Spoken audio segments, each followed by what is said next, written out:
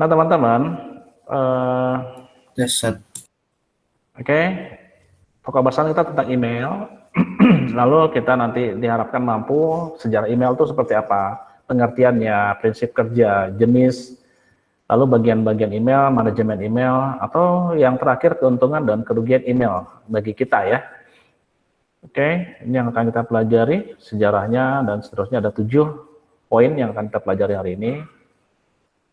Nah, teman-teman, ya, kalau kita lihat dari slide keempat ini, maka dikatakan bahwa email itu sudah menjadi kebutuhan, ya, di mana Postgiro sudah tidak begitu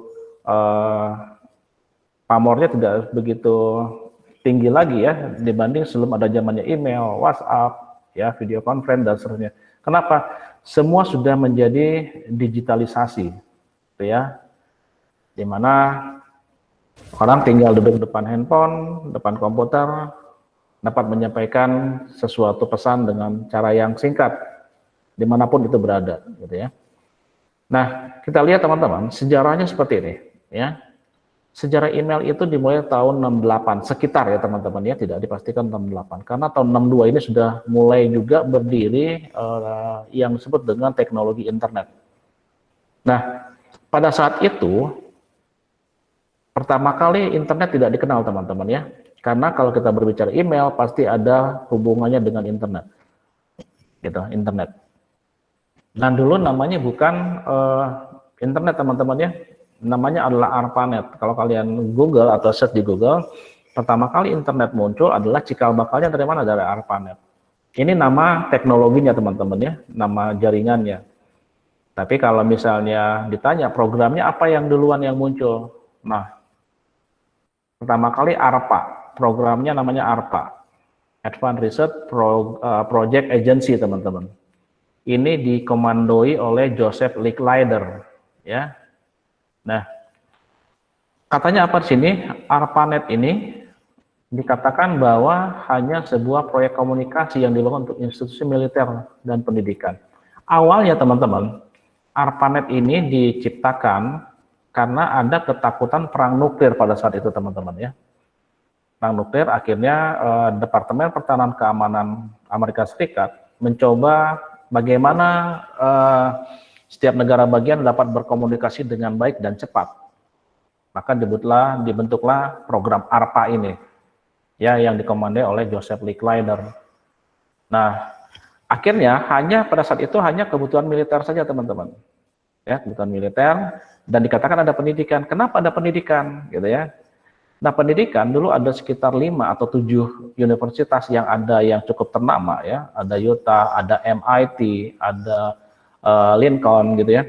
Dia merasa kok hanya militer saja yang punya jaringan komunikasi, kenapa kami tidak gitu.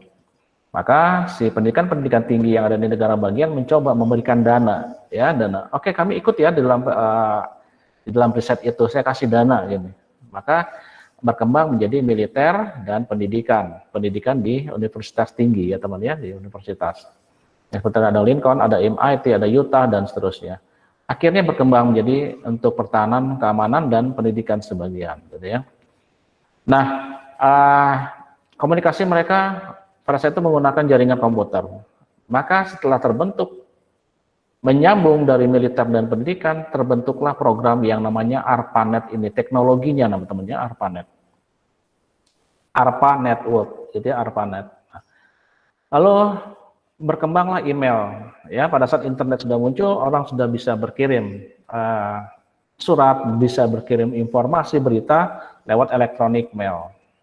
Tapi teman-teman, ya, boleh dipahami di sini bahwa email yang mungkin yang kita kenal sekarang tidak seperti email yang dulu, ya.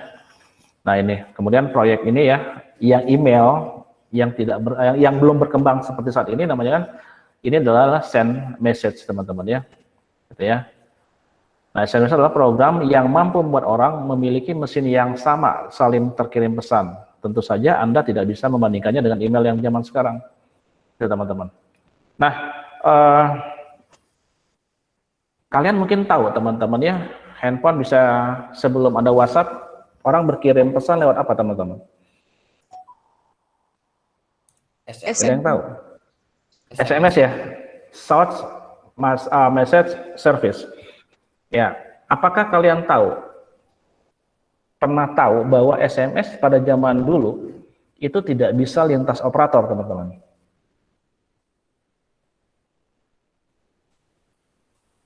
Atau kalian sudah tahu bahwa SMS bisa ke semua operator? Apakah kalian tahu?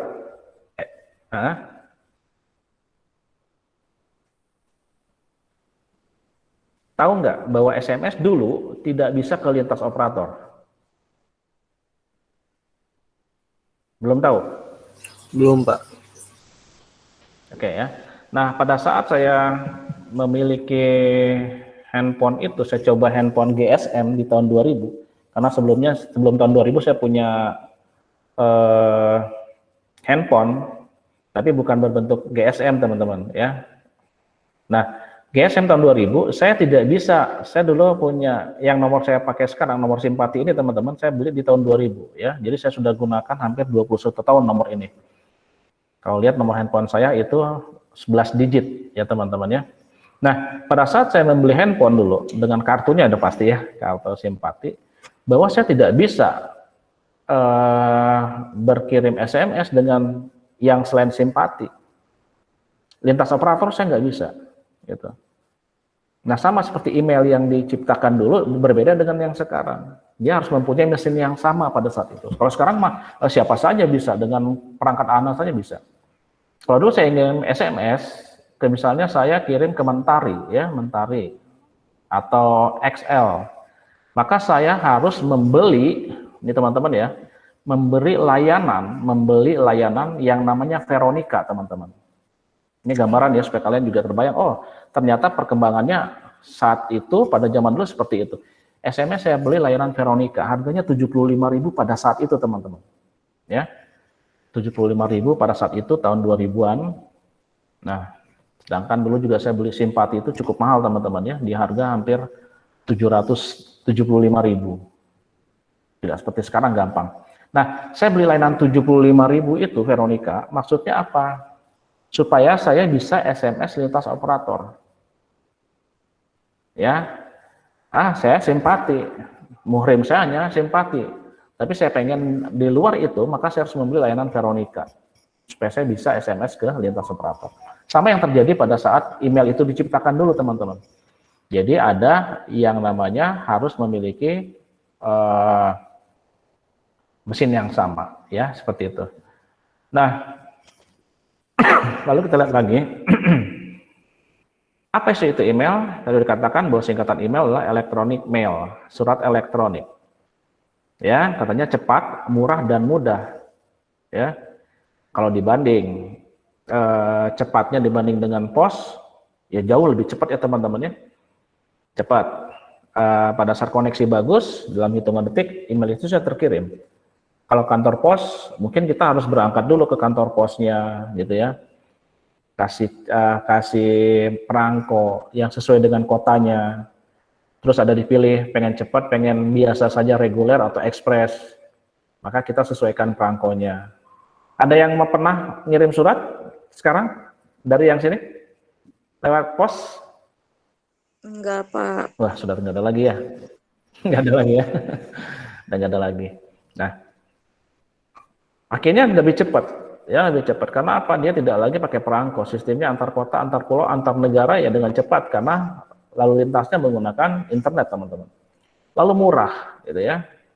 Kalau dalam kota dulu saya kirim perangko dengan ukuran satu surat Rp3.000 misalnya dulu. Itu dengan reguler 3 hari sampai. Ya, 3.000. Kalau misalnya pengen cepat itu di 5.000 atau 6.000. Nah, semakin biaya yang dikeluarkan semakin mahal, ya kualitasnya semakin lebih cepat. Tapi apakah jaminan sampai? Tidak juga, gitu ya. Nah, kalau dibanding sekarang Rp6.000 atau Rp3.000 dengan kuota, maka 3.000 itu bisa mengirim berapa ribu, anggaplah berapa ratus email ya teman-teman ya. Nah, seperti itu. Lalu mudahnya kenapa? Karena eh, semua sudah dalam genggaman, handphone bisa berkirim email, ya mudah. Kita nggak perlu apa lagi tiduran juga bisa kirim, ya. Lalu mengirim pesan dari satu komputer ke komputer lain atau dari handphone ke handphone lain di seluruh penjuru dunia kapan saja dan di mana saja, 24 jam tanpa kenal batas dan waktu dan ruang. Ya, pesannya apa sekarang? Bisa tulisan, gambar, suara, dan video. Kelebihannya dibanding kalau kita berkirim email berkirim surat lewat pos. Bisa video kita direkam, dimasukin ke amplop, teman-teman? Nggak bisa, Pak. Ya, suara kita direkod gitu, masukin ke amplop. Nggak bisa ya, kabur suaranya ya, seperti itu. Nah, kelebihannya kita bisa tulisannya dalam bentuk multimedia, gitu ya. Ya, kita lanjut. Prinsipnya kerjanya gini teman-teman ya, electronic mail adalah salah satu sarana komunikasi yang cukup handal. Perbandingannya dengan mail adalah waktu mengirimnya sangat cepat. Ya, perbandingannya dengan surat biasa teman-teman ya. Lalu proses penyampaian elektronik mail dapat dianalogikan dengan penyampaian surat oleh kantor pos dan giro. Analoginya sama, ya. Kira-kira siapa yang tahu analoginya bagaimana itu? Yang dikatakan analogi dari sini. Analogi email, kita berkirim email dengan analogi dengan kantor pos. Analoginya seperti apa kira-kira?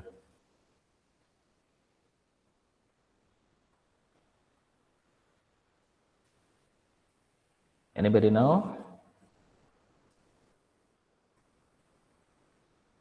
Oke, ya. Analoginya adalah bahwa sama-sama harus ada tujuan. Udah pasti ya, tujuan. Lalu harus ada alamatnya, sudah pasti analoginya. Lalu apa? Lalu kita harus ke kantor pos, kalau kita kantor pos lewat pos dan giro. Nah sama, kalau kita melewat email, maka kita harus ada yang namanya provider. Ya, itu analoginya adalah sama seperti itu. Lalu kita lihat lagi, ya. Proses penyimpanan dapat dilakukan. Proses ini disebut dengan store and forward. Artinya apa teman-teman? Pada saat kita menyimpan surat manual ke kantor pos, maka di store dulu, disimpan dulu, ya kan? Disimpan di kelompok-kelompokkan. Oh ini daerah Bandung, oh ini dari kecamatan ini, dikelompokkan satu-satu, disimpan dulu di store. Baru nanti di forward, dikirimkan ya, sesuai dengan oh ini daerah sini, tukang posnya mana, kirim ke daerah Bandung Timur, kirim. Kecamatan ini kirim, sama seperti itu. Analoginya seperti itu. Nah kalau kita lihat ilustrasinya seperti ini teman-teman ya. Nah dikatakan bahwa yang analoginya kantor pos itu adalah mail servernya. Ya, di mana di store dulu di situ, store and forwardnya di kantor pos. Nah tukang posnya yang mengirimkan itu elektronik mailboxnya. Ya. Kerjanya seperti apa? Non-stop. Yang dikatakan tadi nggak perlu ada jam kerja. Kantor pos buka jam 8 sampai jam 4 misalnya gitu. Nggak ada. Kalau email, kapanpun kita mau, ada kesempatan, ada pulsa, ada kuota, kirim saja sudah langsung 24 jam per hari. Ya. Nah, berapa hari? Ada hari liburnya? Nggak ada teman-teman. Ya, 7 hari, Senin sampai dengan Minggu. Jadi, kelebihan daripada email adalah seperti ini. Ya. Kita nggak menunggu hari Senin buka layanan gitu. Nah, email yang kita kenal teman-teman ada yang namanya pop mail, webmail dan forward mail teman-teman. Ya, yang dikenal. Bukan pop mail teman-teman ya. Kira-kira teman-teman sudah pernah mendengar ini jenis email ini, pop mail, webmail sama forward mail? Atau baru ini juga?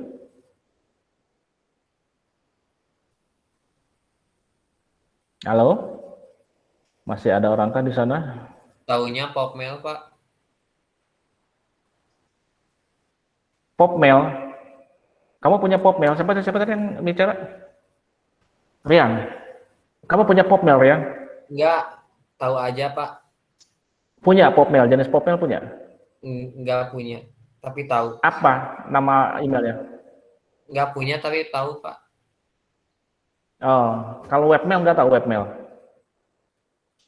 Web Ya, email. oke ya. Kalau Popmail sama webmail sama forward mail. Prinsipnya teman-teman adalah kalau popmail itu dan webmail ya. Kita lihat yang popmail ya teman-teman ya. Ini tidak sembarangan orang bisa punya popmail. Nah gini, popmail itu seperti ini katanya. Pengertian popmail, post office protocol ya. Post office protocol adalah jenis email yang didapatkan oleh pengguna dari ISP, Internet Service Provider. ISP ini apa teman-teman? Ini adalah sebuah perusahaan, ya sekali lagi, sebuah perusahaan penyedia jasa layanan internet teman-teman, ISP. Ya sekali lagi, ISP ini singkatan dari Internet Service Provider. Apa itu ISP? Adalah sebuah perusahaan yang memberikan jasa layanan sambungan internet. Kita harus bayar pasti, ya karena kita menggunakan jasa ISP itu. Nah, kalau dikatakan bahwa pengguna itu harus menggunakan jasa ISP, Internet Service Provider, maka kita harus bayar, gitu ya. Nah, siapa yang tahu ISP yang ada di Indonesia punya negara apa kira-kira? Yang kalian tahu?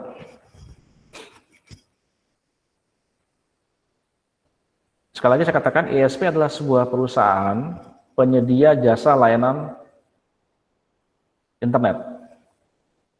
Bisnet, Pak. Bisnet itu punya swasta teman-teman, tapi betul ya, Bisnet adalah sebuah ISP. Kalau kita pengen ke Bisnet ya tinggal kita itu aja gitu ya, tinggal kita sewa jasa layanannya.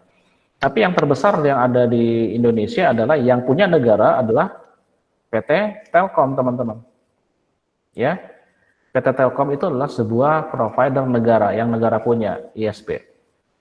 Ya, Internet Service Provider, Bisnet, yang lainnya semua ya banyak ya. Yang kalian tinggal pilih aja mana dari kelebihan-kelebihan ISP ini. Gitu. Oke, kita lanjut lagi. Dikatakan popmail yang mempunyai post office protocol didapatkan dari pengguna pada saat saya contoh tadi Bisnet, saya berlangganan pada Bisnet, maka saya mungkin saja diberikan popmail, gitu ya. Nah, dikatakan yang menjadi langganannya atau alamat email pekerja yang diberikan perusahaan kepada pegawainya. Ya, nah ini teman-teman, perbedaannya dengan webmail. Yang kalian punya, ya, yang kalian punya itu adalah rata-rata webmail. Ada yang berbayar, ada yang gratisan. Yang popmail teman-teman, dia menggunakan Outlook. Tahu Outlook apa? Popmail itu menggunakan Outlook Express pada saat dia membuka inbox-nya. Outlook itu ada di software aplikasi Windows teman-teman ya, namanya Outlook Express. Ya, pada saat kita membuka Outlook Express maka kita membuka inbox kita dan bisa dibaca secara offline teman-teman. Ya. Jadi pada saat kita online, ya pada saat kita lagi tersambung, terkoneksi dengan internet, maka kalau ada popmail yang masuk, maka pada saat online dia masuk teman-teman, masuk ya. Nah misalnya kita putus nih, koneksinya putus, tapi udah sempat masuk dulu, maka email kita bisa dibaca secara offline. Itu lebih menguntungkan teman-teman dibanding kalau kita berbasis web atau webmail ya. Jadi dia pada saat contoh ginilah ilustrasi sederhananya pada saat kita, tapi berbeda dengan WA ya teman-teman ya. WA itu pada saat online masuk, oke, masuk semua ya WA ya. Pada saat offline kalau sudah masuk kan bisa kita baca ya teman-teman ya, pesan-pesan yang sudah masuk. Nah sama seperti itu. Jadi pada saat dia online masuk nih inbox semua. Terus misalnya kita putuskan, daripada saya baca satu persatu, lama dan menghabiskan banyak internet, misalnya kuota, maka saya putuskan offline bisa. Saya tinggal buka di Outlook Express. Maka semua bisa dibaca dalam keadaan offline. Itu popmail ya, dibaca offline. Nah ini kelemahannya teman-teman, diakses dari komputer tertentu. Ya, kalau teman-teman punya webmail, Gmail gitu ya, atau yang dari unibi.ac.id, maka dia bisa dibuka. Email itu bisa dibuka di mana saja. Gmail kalian bisa dibuka di warnet nggak teman-teman? Bisa, Pak. Bisa ya. Dibuka di handphone kalian yang berbasis internet bisa terbuka? Bisa, Pak. Kalau kalian datang ke Jakarta, warnet di Jakarta, bisa buka email kalian di warnet ya, komputer warnet. Bisa, Pak. Bisa, bisa. Berbeda dengan Popmail, teman-teman. Kalau Popmail itu biasanya diregistrasi dulu, teman-teman. Contoh ya, saya punya Popmail yang saya registrasi bukan di laptop yang ini, di laptop satu lagi yang jadul. Maka pada saat saya membuka inbox saya yang menggunakan Popmail, maka saya tidak bisa membuka di handphone, di laptop yang ini atau di handphone yang saya bawa sekarang. Karena dia tidak terdaftar. Itu salah satu kelemahan dari Popmail. Saya nggak bisa buka di sembarang tempat. Tetapi dari sisi positifnya, apa yang dari segi keamanannya teman-teman? Lebih aman atau tidak Popmail itu dibanding Webmail? Lebih aman. Lebih aman ya, karena tidak sembarang orang bisa buka. Laptop saya digunakan ya karena saya tahu laptop saya hanya bisa buka Popmail. Saat saya berada di luar ke warnet, bisa nggak saya buka Popmail saya? Nggak bisa. Dari security-nya, dari keamanannya, Popmail itu lebih aman teman-teman, karena nggak bisa dibuka, diakses di sembarang tempat. Berbeda dengan Webmail. Webmail itu bisa, ya. Kita lihat lagi sekarang yang Webmail teman-teman ya. Webmail adalah email yang berbasis website. Ya. Dengan kata lain, pengguna email hanya bisa membuka email miliknya, maka ia harus membuka halaman situs penyedia halaman tersebut. Apa artinya? Dia berarti berbasis web. Yang saya katakan tadi bahwa pada saat kita membuka email di warnet, bisa nggak? Bisa. Gitu ya, bisa. Dibaca online, harus online teman-teman. Ya, pada saat kita buka inbox harus online, bukan online. Nah, gitu. Lalu dikatakan bahwa dapat diakses di mana saja, tadi sudah dikatakan. Bisa di segala macam warnet, bisa? Ya bisa. Ya. Tapi dari segi karena dia dapat diakses di mana saja, teman-teman, maka bisa saja email kita diretas. Ya, kenapa? Kita meninggalkan jejak. Ya, meninggalkan jejak. Biasanya gini teman-teman. Pada saat kita buka handphone saja ya, buka handphone, buka email atau buka akun, suka ditanya ya, apakah akun dan password akan disimpan, betul ya? Iya, Pak. Oke ya. Kenapa? Kalau kita malas nih pada saat kita harus login, harus sign in, kita harus ketik akun lagi gitu. Karena kita anggap bahwa ini barang pribadi saya. Ya sudah saya save password saja. Karena keseringan kita save password teman-teman, akhirnya ternyata kita masuk ke warnet. Ada pertanyaan, do you want to remember this password? Kita jawab yes. Nah, yang terjadi apa? Konsekuensinya atau kemungkinannya orang lain bisa membuka email kita atau akun kita. Ya, jadi dari segi keamanan, security-nya ini sangat rendah teman-teman email ini. Gitu ya. Tiba-tiba handphone kalian dipakai sama saudara kalian, sama teman kalian, emailnya bisa dibuka, biasanya bisa. Ya, karena apa? Kita sudah menyimpan password dan akunnya pada handphone kita. Gitu. Nah, itu perbedaan mendasar antara Popmail sama Webmail, teman-teman. Ya. Oke. Nah, yang berikutnya, forward mail adalah jenis layanan email yang memforward atau meneruskan email yang diterima pengguna ke alamat yang lain. Sebenarnya ini adalah prosesnya, teman-teman. Ya. Tetapi ini biasanya kalau forward email, kita mendapat email dari orang, terus kita teruskan ke tempat lain. Atau kita forward chat. Ya. WA kita dapat, kita teruskan forward. Tapi sekarang Menkominfo sudah membatasi. Karena apa? Untuk mengurangi hoax. Ya. Jadi forwardnya dibuat ya, ada many time, berapa time gitu ya. Kalau misalnya itu yang hoax, biasanya dibuat hanya batas berapa kali di forwardnya. Nah, itu termasuk salah satu jenis email forward ya. Oke, kita lanjut. Alamat email seperti gini ya, bentuk pengalamatan. Penulisan alamat lah ini ya. Ada misalnya nama usernya, lalu diikuti dibacanya ya, nama host nama domain. Contohnya ini punya saya, ini yang webmail teman-teman ya. divcomarnold_arnold@yahoo.com. Lalu saya punya lagi yang dari sini arnoldropen@unibi.ac.id, ya. Maka orang akan melihat dari sini teman-teman, ya, kira-kira lebih gengsi mana teman-teman? Yahoo.com atau yang mempunyai domain teman-teman?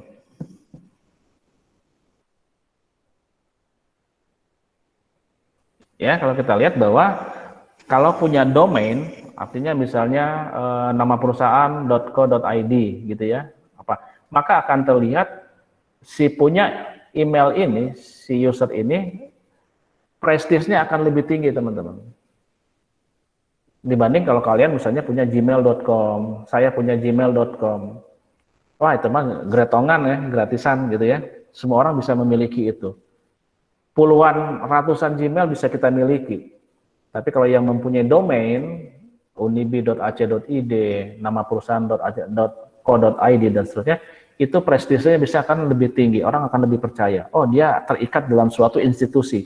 Dia terikat dalam suatu perusahaan. Oh, dia terikat dalam satu perguruan tinggi. Oh, dia terikat dalam satu sekolah. Akan terlihat. Ya, orang akan lebih percaya seperti itu. Apakah gmail.com tidak bisa dipercaya? Ya bisa saja. Karena ada Gmail yang berbayar juga teman-teman ya. Ada yang gratis, ada yang berbayar. Tapi kita senangnya gratisan teman-teman. Ya. Lalu kita lihat lagi. Dari contoh tadi teman-teman, pengertian alamat email, contohnya divcomarnold@yahoo.com. Maka yang warna merah ini adalah user, akun usernya teman-teman ya. Ini username-nya, nama pemiliknya. Biasanya banyak orang buat ganti-ganti. Ya, apalagi anak-anak ABG buatnya gue ganteng, gue cakep, gue cantik, gue imut gitu ya. Tidak ada identitasnya. Nah, itu dilihat juga pada saat kita membuat sebuah email, akan terlihat kematangan teman-teman, kematangan emosi, kematangan psikologis gitu ya.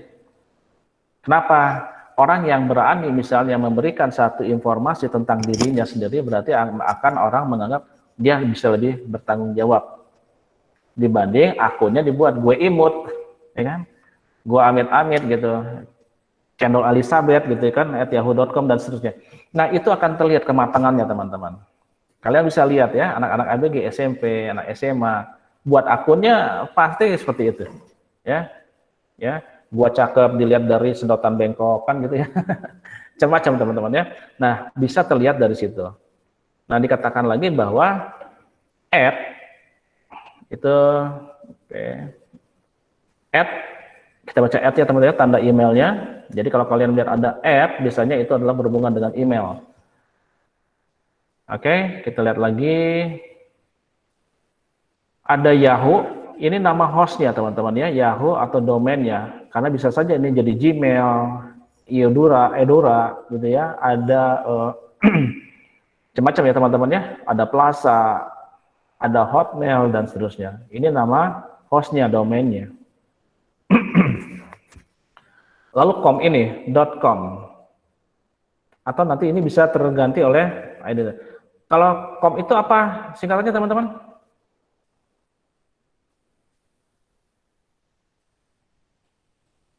Com itu singkatannya apa? Compor kah? Ada yang tahu?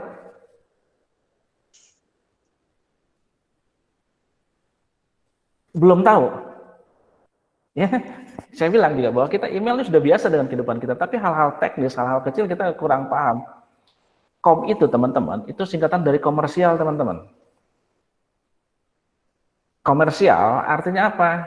Itu yang dikomersilkan, bisa menjadi usaha komersial ya. Yahoo.com, gmail.com. Nah, tuh, sampai detik ini saja kita yang belum tahu com itu baru tahu ya, oh komersil ya taunya ya. Nah, kalau kita berhubungan dengan komersil berarti itu berhubungan dengan dunia usaha teman-teman. Kalau kalian nanti buat misalnya blog yang dibuat menjadi komersil, jangan blogspot.com tapi ganti dengan misalnya rian.com. Berarti orang tahu, oh ini adalah Rian ini sudah hebat, udah buat domain sendiri. Walaupun domain sekarang gampang teman-temannya, dengan harga 90.000 kita bisa bayar untuk 1 tahun gitu. Gitu ya. Com itu sekali lagi komersil teman-teman ya. Nah, seperti ini dari alamat email teman-teman. Kita lanjut lagi. Kalau ada yang mau bertanya langsung nanti ya. Domain tadi teman-teman ada com, net, org, edu, ac, gov, tv. Ini adalah sebuah deskripsi atau sebuah keterangan apa yang dimaksud dengan .com ya, perusahaan. Dan ini perusahaan komersil teman-teman ya. Komersil. Net, biasanya .net. Ini adalah yang berhubungan seperti yang saya katakan tadi, sebuah perusahaan ISP adalah sebuah perusahaan jasa layanan pemberi layanan sambungan internet. Yang saya katakan tadi adalah perusahaan terbesar punya negara adalah Telkom. Maka kalau kalian nanti ISP-nya misalnya punya Telkom, maka telkom.net.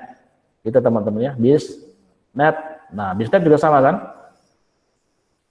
Lalu ORG ini singkatan dari organization, ini organisasi. Edu adalah sekolah, ya teman-teman ya. Ya.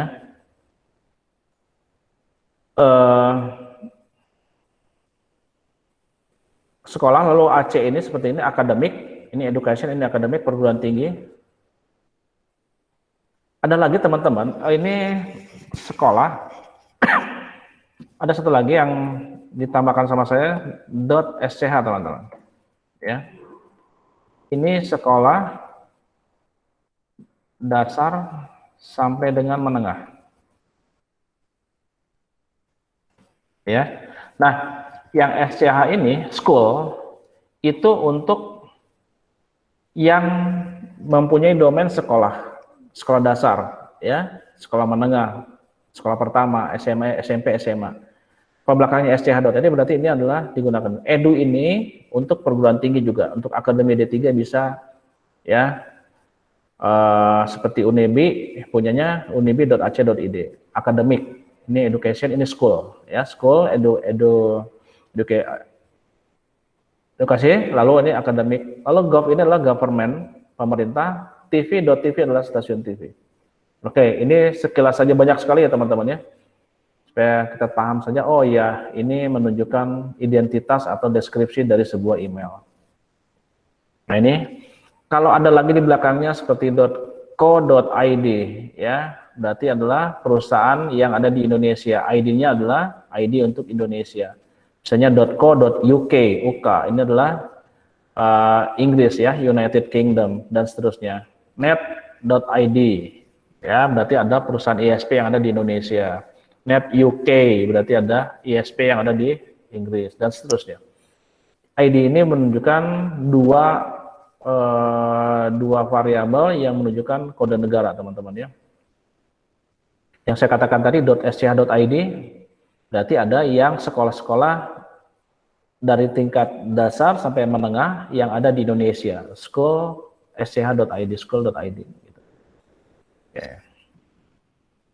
Oke teman-teman, hal-hal yang harus ditulis pada saat mengirimkan email, kira-kira bisa bantu saya. Tuh ini apa teman-teman? Berisi nama, berisi alamat penerima ya.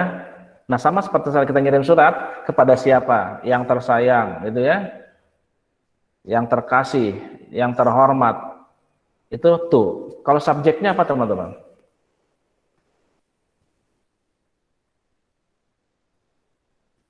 Subjek itu apa? Pernah ngisi subjek? Pernah, Pak. Apa Frida? Biasanya berisi tulisan, Pak. Tulisannya apa? I love you, I miss you, I Enggak, hate you? biasanya kalau nama, terus tugas, kayak gitu. Subjek atau title, judul ya, biasanya ya, keterangan ya, keterangan daripada isi. Contohnya tugas, ya, apa tugas akuntansi, tugas apa dan seterusnya, atau perihal teman-teman. Handphone saya, baterai saya sudah harus dicas dulu, sebentar. Oke ya, kita sepakat tuh adalah berisi alamat, subjek berisi topik, teman-teman. Nah, teman-teman, ada misalnya dosen kalian nanti mengatakan tolong subjeknya dibuat seperti ini, gitu ya. Nah, maka dikatakan kalau ada dosen atau siapapun yang meminta subjeknya jangan yang lain-lain, kasih ini harus dituruti teman-teman. Kenapa? Karena si penerima biasanya tidak mau, dia akan mereject semua subjek yang tidak sama dengan dia buat. Ya, subjeknya tolong dikasih ini, maka nanti yang tidak sesuai maka akan dimasukkan sebagai spam. Tahu spam? Tahu, Ya, Pak. spam adalah sebuah email inbox yang diindikasi, teman-teman. Sekali lagi, yang diindikasi dia membawa virus, gitu ya, atau itu yang tidak berkenan. Jadi dimasuknya ke spam, gitu ya.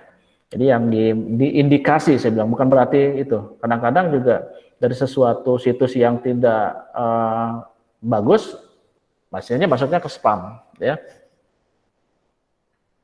Kalau CC singkatan apa, teman-teman?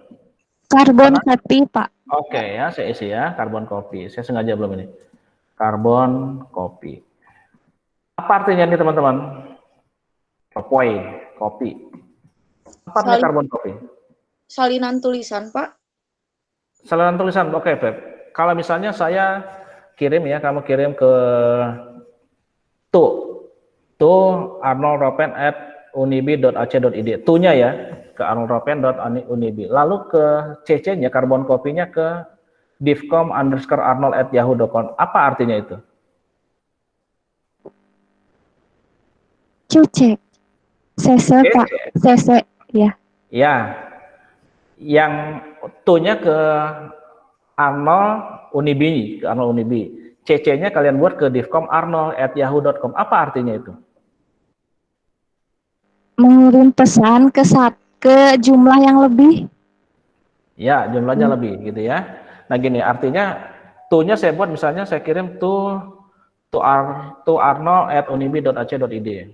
Lalu CC-nya saya isi ke divcom_arnold@yahoo.com. Artinya apa? Saya mengirim satu email tujuannya ke arnold@unibi.ac.id. Tetapi saya kasih CC nih, tembusannya karbon copy. Sama seperti tembusannya, kalau kalian pernah lihat surat, ada surat resmi, tembusan nih, gitu ya, kepada yang terhormat ini, lalu tembusannya, misalnya Bapak Camat, maka Pak Camat juga mendapat hal yang sama sebagai tembusannya. CC itu adalah karbon copy sebagai tembusan. Apakah dapat yang di CC-nya? Dapat, ya. Berarti tu-nya dapat satu orang, yang CC-nya dapat satu orang. Atau CC-nya dibuat 3 orang, berarti dia akan mendapat 4. Tu-nya 1, CC-nya 3. Ya. Kalau yang ini, teman-teman, BCC? Karbon copy, Pak. Blind carbon copy, good. Ya, saya isi ya. Oke, di sini saya buat. Sebentar. Ini adalah blind carbon copy. Apa artinya, teman-teman? Sama aja kayak CC, cuman biasanya nggak bisa dilihat sama penerima lain. Jadi gimana, Feb? Gimana? Coba. Jadi bisa ngirim ke banyak gitu, sama kayak CC, cuman biasanya dilihat sama penerima yang lain. Yang BCC-nya? Itu kan CC ya, dilihat sama yang lain. Kalau BCC gimana? BCC sama kayak CC, cuman nggak bisa dilihat pas sama yang lain. Oke, good ya. Jadi BCC itu adalah singkatan dari blind carbon copy. Contoh, saya kirim ke A, tu-nya ke A, lalu CC-nya ke B, BCC-nya ke C. Gitu ya. Maka si A bisa tahu bahwa, oh ya, email ini saya dikirim juga ke si B. Ya, gitu. Tapi si A dan si B tidak akan tahu bahwa si C nerima. Saya ulang. Tu-nya ke A, CC-nya ke B, ya, BCC-nya ke C. Maka si A dan si B tidak tahu email itu diteruskan juga ke si C, karena si C itu dimasukkan ke blind carbon copy. Gitu ya. Si A tahu bahwa email ini dikirim juga ke si B. Si B juga tahu, oh ya, si A dapat juga. Tapi si A sama si B nggak akan tahu tuh si C dapat email juga. Jadi disembunyikan si C itu. ya, dari si A, dari si B. Itu ya blind carbon copy ya. Jadi dia orang lain tidak bisa melihat siapa yang terkirim lagi pada kolom BCC, blind carbon copy. Kalau di CC semua kelihatan teman-teman, ya. Saya kirim ke A, B, C, D, E, F pada CC kelihatan semua tuh terlihat orang yang dikirim. Tapi kalau saya masukkan ke BCC, yang diisi atau orang yang di BCC itu tidak akan terlihat oleh orang lain, disembunyikan, di hide, ya. Makanya blind dikatakan situ. Oke, kita lanjut lagi. Attachment, ini sudah biasa kalian lakukan ya untuk mengirimkan filenya. Jadi file penyerta dari sebuah email, itu attachment.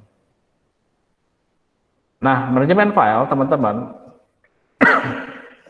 ya, nah dikatakan manajemen file yang baik, kalian harus membuat minimal 2 email katanya teman-teman ya, 2 email.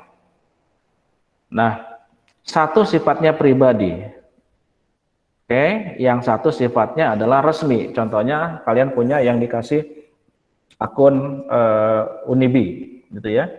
Nah, saya juga punya akun email saya punya yang pribadi saya punya 2, yang kerja punya saya 2. Ya, pada saat saya bekerja pada lingkungan Unibi atau dalam kampus-kampus yang lain, saya akan menyertakan email saya yang Unibi. Tapi kalau saya dengan teman-teman saya gunakan yang pribadi saya. Kenapa harus punya 2 teman-teman minimal? 1 pribadi, 1 identitas sebuah perusahaan atau sekolah. Siapa tahu gini, kalau kalian mengandalkan misalnya ada misalnya student@unibi.ac.id ya. Pada saat kalian tidak lagi menjadi mahasiswa atau mahasiswi Unibi, artinya sudah wisuda. Apakah kalian yakin kalian diberi hak yang sama pada saat kalian masih mahasiswa emailnya? Belum tentu ya teman-teman ya. Mungkin saja terhapus secara otomatis, setelah dia wisuda terhapus otomatis, atau ditutup untuk digunakan mahasiswa yang lain yang baru. Nah, jadi pada saat kita memiliki ada akun pribadi, oke, akun pribadi harus ada 1. Akun yang menerangkan tentang identitas kalian 1, yang sifatnya kerja atau sekolah atau kuliah, seperti itu. Ya. Biasanya kan juga ya di handphone kalian kan tertanam 1 akun Gmail yang pribadi ya, selalu kan?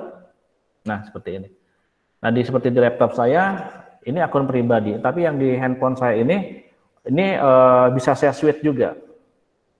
Karena profilnya pada saat saya mendaftarkan WiFi Unibi, saya dibuat 2 profil teman-teman, ya, profil pribadi, nanti desktop pribadi, lalu sistem membuat 1 lagi profil work, kerja, berbeda isinya teman-teman, gitu ya. Sama, pada saat kita membuat email juga akan buat seperti itu. 1 untuk pribadi, 1 yang sifatnya resmi.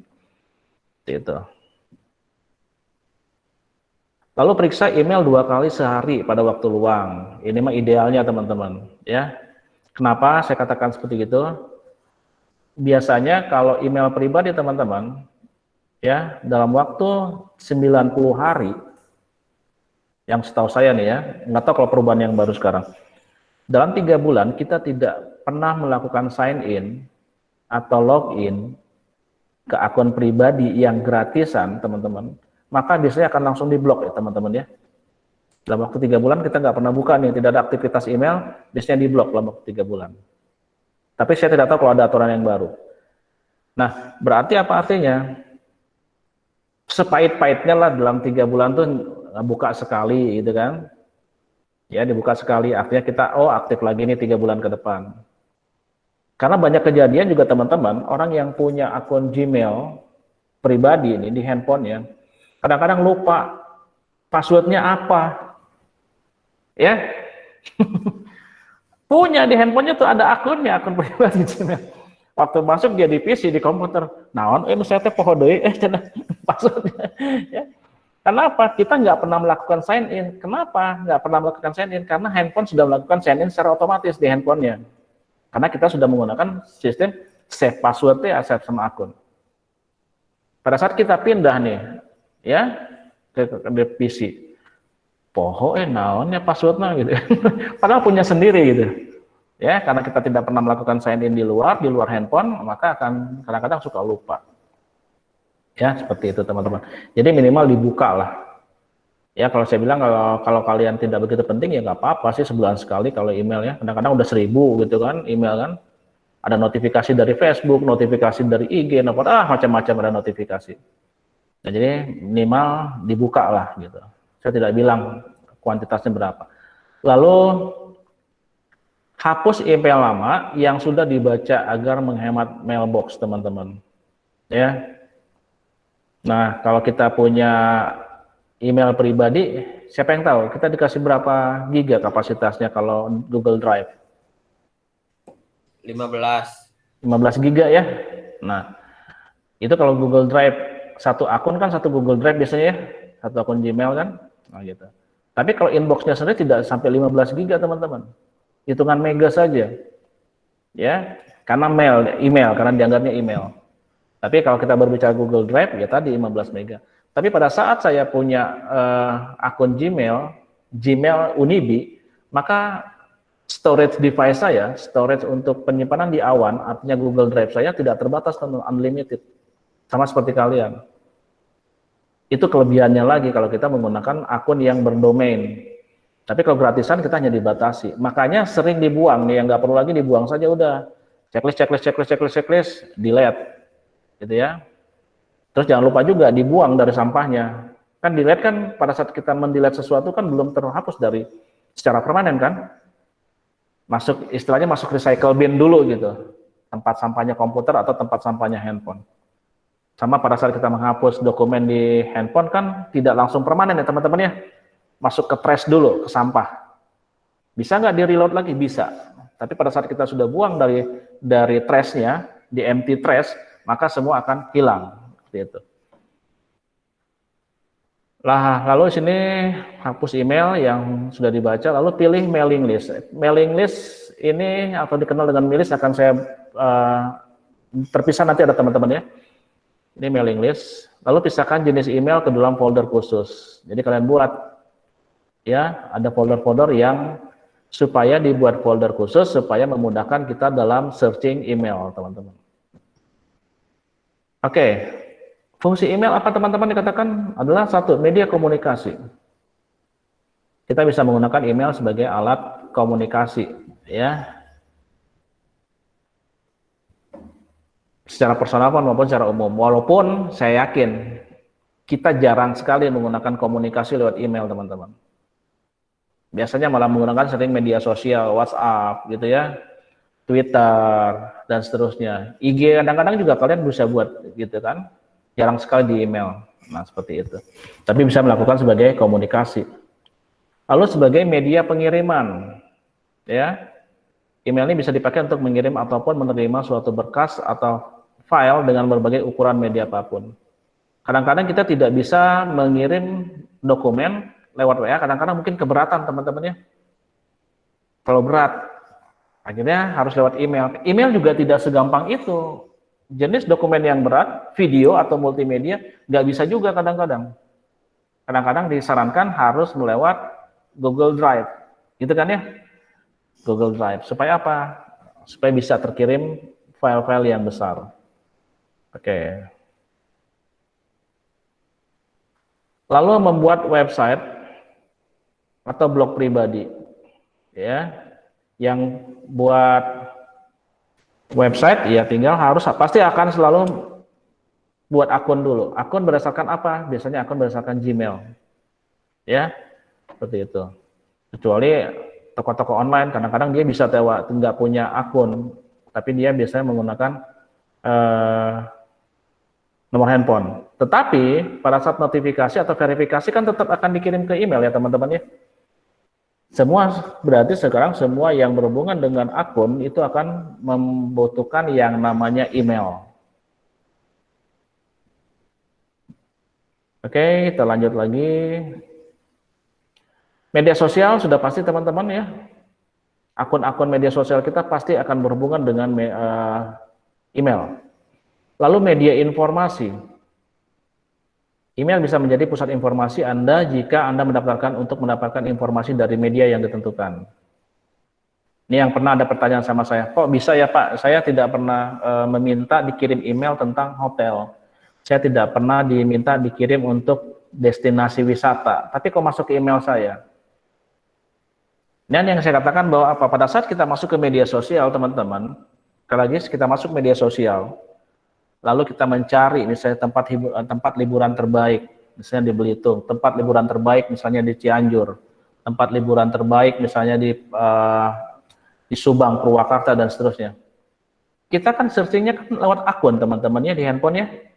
Maka si mesin pintar ini, artificial intelligence ini, ya, atau kecerdasan buatan ini akan langsung tiba-tiba tanpa kita minta, teman-teman. Oh, Frida pernah cari tempat terbaik, pantai terbaik misalnya di Subang. Lewat akun dia nih emailnya. Oke, saya kirim saja email ke Frida tanpa Frida minta. Rian cari misalnya toko handphone terbaik di Kota Bandung, misal gitu. Ternyata ada di email saya.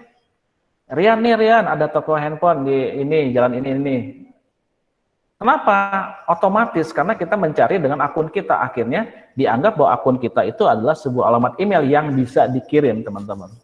Tanpa kita minta. Ya, seperti itu. Media informasi. Apapun yang kita cari, misalnya langsung terkait pada alamat email, teman-teman. Media promosi. Ya teman-teman ya, ini sudah jelas, sudah pasti ya, online shop, wah email-email kita digunakan. Lalu mengaktifkan smartphone, ya, yang saya katakan semua handphone yang berbasis Android atau berbasis iPhone itu harus diaktifkan dengan cara memasukkan alamat email, ya, alamat email. Kenapa? Karena pada saat handphone sekarang kan canggih-canggih teman-teman ya. Pada saat handphone hilang kan bisa di tracing, handphone saya ada di mana, gitu ya. Ada teman saya di orang Bekasi, teman-teman, handphonenya hilang, saya cariin dong, di tracing handphone saya ada di mana. Oke, alamat emailnya mana yang dipakai ditanam di handphone itu, saya tracing ya teman-teman ya, di tracking gitu. Ternyata saya bilang handphone kamu tuh tadi dibawa oleh motor, saya bilang gitu. Pakai motor, handphone kamu dibawa ke tukang bakso yang di daerah jalan ini di Bekasi.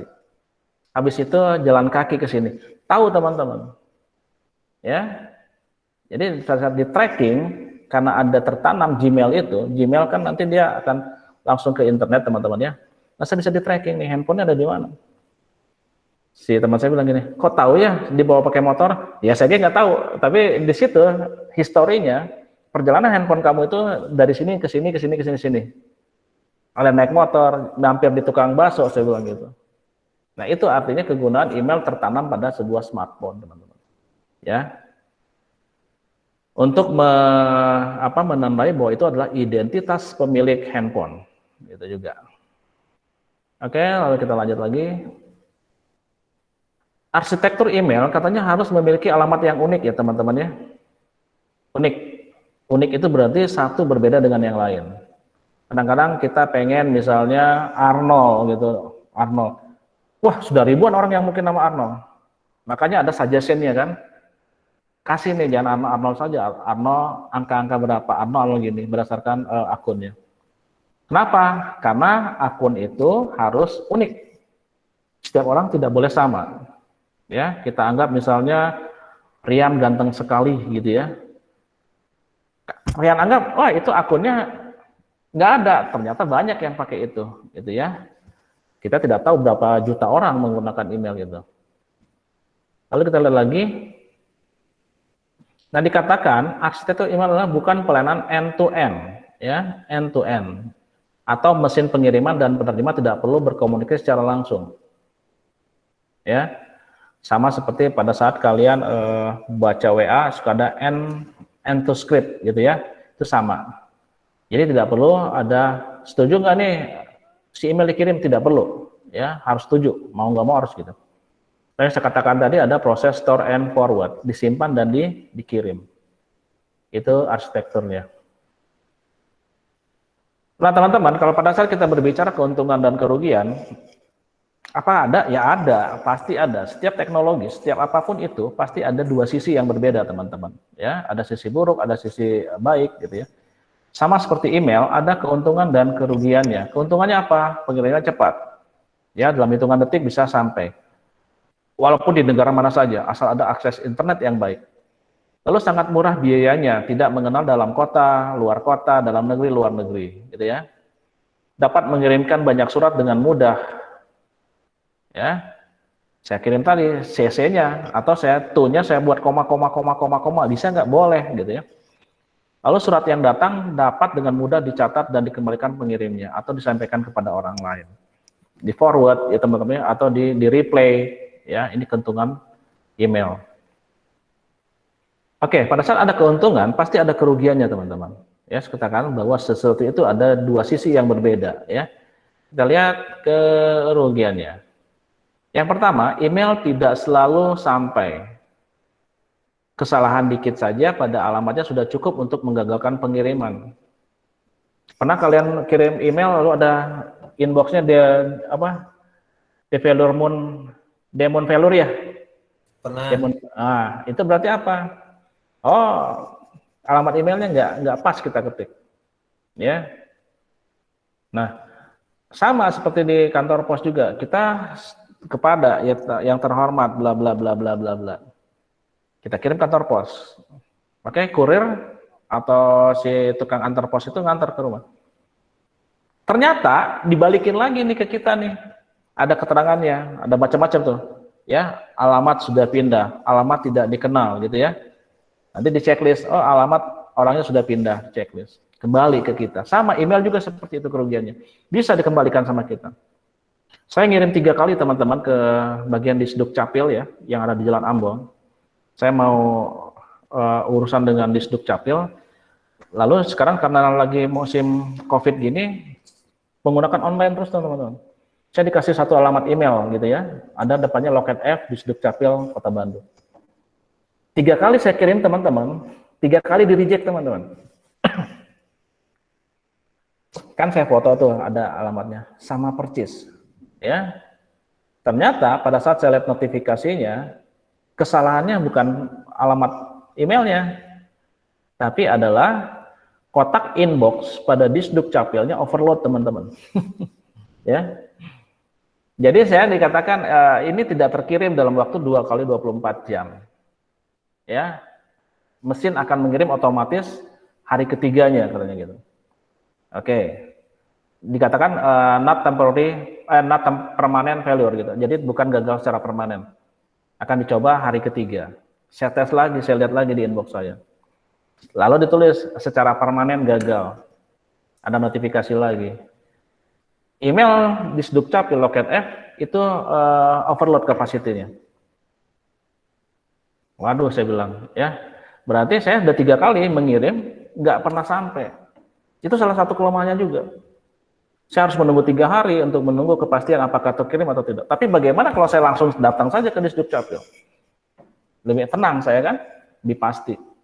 Tapi nggak boleh sekarang teman-teman saya ke situ. Kalau saya kesana kemarin tes ke kantor Disduk Capilnya, Pak nggak boleh langsung masuk, Bapak harus buat janjian dulu lewat SMS. Waduh, saya bilang, saya kirim SMS, jadwalnya untuk 10 hari ke depan, teman-teman. Ya, nah lewat email juga apa kelemahannya seperti itu? Mungkin tidak sampai, mungkin di reject, gitu ya. Tidak sempurna juga, gitu. Tapi kalau kecepatan ya pasti cepat, teman-teman. Nah, ini katanya tidak semua orang melihat email mereka secara teratur. Dari kita saja, teman-teman, ada yang rutin buka email. Tiap hari misalnya dikasih jadwal saya buka email jam 5 sore lah. Ada yang seperti itu tiap hari? Khusus untuk buka email? Enggak ya. Nah, kadang-kadang setelah kita buka nih, masuk nih ke akun email. Ya ampun, udah hampir 1000 email. 600 email. Kenapa? Banyak notifikasi dari yang lain. Kita nggak ada rutin, nggak ada jadwal rutin untuk membuka email. Padahal misalnya informasi itu cepat, gitu ya, pengen dibaca cepat, dikirimnya cepat. Nah, itu salah satu kelemahannya. Kita jarang membuka secara rutin, tidak menjadwalkan khusus membuka email. Maka mungkin saja email-email yang penting sudah expired, yang kadaluarsa, seperti itu. Ya, berbeda mungkin dengan kantor pos. Suratnya, kelebihannya mungkin bisa dapat langsung diterima. Kenapa? Pos, gitu ya, kita langsung keluar, terima, baca. Sama-sama seperti kalian senangnya kalau ada di depan gedor-gedor bilangnya paket, gitu ya. Oke, langsung buru-buru. Atas nama siapa Pak? Oke, terima ya. Senang langsung unboxing tuh ya. Kalau elektronik divideoin dulu, ya kan? Nah, supaya barang bukti. Nah, email juga begitu. Kelemahannya ya mungkin orang tidak semua langsung membuka itu. Oke, teman-teman, ini yang terakhir ya teman-teman ya. Tadi saya katakan mailing list atau dikenal dengan milis. Mailing list atau milis. Nah, dikatakan teman-teman, mailing list adalah kumpulan alamat email orang-orang yang mempunyai kesukaan yang sama atau berada dalam kelompok tertentu. Ya. Ginilah teman-teman. Milis ini sebenarnya syaratnya kita harus mempunyai email. Milis ini boleh dikatakan adalah grup email. Saya buat analogi yang sederhana adalah seperti WA dan GWA teman-teman. Ya. WA saya punya, grup WA saya punya. WA ini adalah sebagai email, grup WA ini adalah sebagai mailing listnya, milisnya. Ilustrasinya seperti itu teman-teman. Kalau saya ngirim email ke Rian, ya saya japri, saya kirim WA ke, apakah Frida bisa baca? Nggak bisa. Tapi kalau saya kirim berita ke Rian lewat grup PTI, semua bisa baca nggak? Bisa. Ilustrasinya seperti itu teman-teman. Email itu adalah WA-nya, milis itu, mailing list adalah grup WA-nya. Ya. Jadi pada saat saya mau ngirim secara pribadi kepada Rian, saya harus lewat email ke yang bersangkutan. Karena personality. Tapi kalau saya ingin buat saya ngirim ke semua, ke satu kelas ini 2 kelas berarti sekarang, saya kirimnya ke grup milis saja, biar diketahui semua. Itu sama, ya, ilustrasinya gampang. Email itu adalah WA, sedangkan milisnya, mailing listnya adalah grup WA. Syaratnya apa? Grup WA harus ada adminnya kan teman-teman? Ada ya? Grup WA harus punya admin. Kenapa? Dia yang mengkoordinir, yang menambah kontak, atau mereject, atau mengeluarkan ya, mengkick ya, orang. Sama kalau di milis juga harus ada adminnya. Dia yang mengatur siapa saja nih, orang-orang yang punya, atau yang berhak di grup milis ini, mailing list. Oke, sini punya kamu, akunnya saya daftarkan. Oke, jadi punya grup milis. Seperti itu teman-teman ya. Milis itulah mailing list, kumpulan dari orang-orang yang mempunyai akun email dan menjadi satu kelompok besar. Ya, sama seperti WA dan grup WA. Harus ada adminnya juga. Orang yang mengendalikan sistem di dalamnya, orang-orang yang terlibat siapa, seperti itu. Itu tentang milis teman-teman. Oke, kalau ada pertanyaan saya stop dulu presentasinya. Recordnya juga saya matikan dulu supaya jangan terlalu besar nanti itunya.